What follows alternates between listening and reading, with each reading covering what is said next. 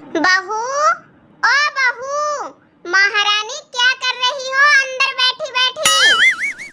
अरे कुछ नहीं माँ जी, टीवी देख रही हूँ।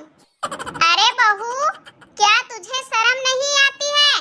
घर का सारा काम काज छोड़कर तू टीवी देखने बैठ जाती है। क्या काम तेरी माँ करेगी? देखो माँ जी, आप मेरी माँ को बीच में मत लाओ। मेरी माँ ने आपका क्या बिगाड़ा है? और मैंने घर का सारा काम कर दिया है, झाड़ू लगा दी है, पोछा लगा दिया है और रोटी बना दी है। अब क्या काम बच गया है जो तुम चिल्ला रही हो? अरे कमीनी, बस यही काम है और काम नहीं है। तुम्हें नहीं पता है, सुबह कालू भैंसों को चराने गया है। जल्दी से जाकर तबेले में से गोबर उठाकर फेंक आओ, फिर हम उससे देसी खाद बनाएंगे। अरे छी, आप कैसी बातें कर रही हो? मुझसे गोबर नहीं उठेगा, मुझे उसमें बदबू आती है और आप उसे उठाकर खेत में फेंकने के लिए बोल रही हो। मैं नहीं कर सकती ये काम।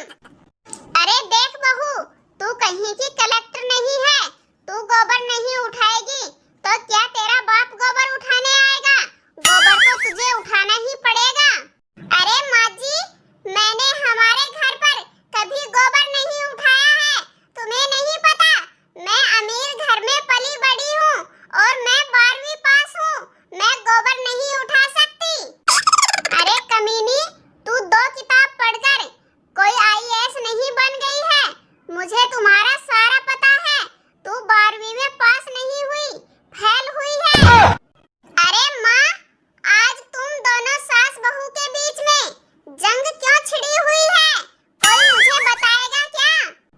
अरे बेटा, देख तो बहू बोल रही है कि मैं 12वीं पढ़ी लिखी हूँ, इसलिए घर का कोई काम नहीं करूँगी।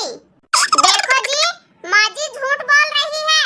मैंने सिर्फ गोबर उठाने से मना किया है क्योंकि गोबर में मुझे बदबू आती है और घर का काम तो मैं समय समय पर करती रहती हूँ। देख बेटा, अगर बहू गोबर नहीं उठाएगी तो हम गोबर उठाने के लिए किसी नौकरानी को तो नहीं रख सकते ना, क्योंकि हमारे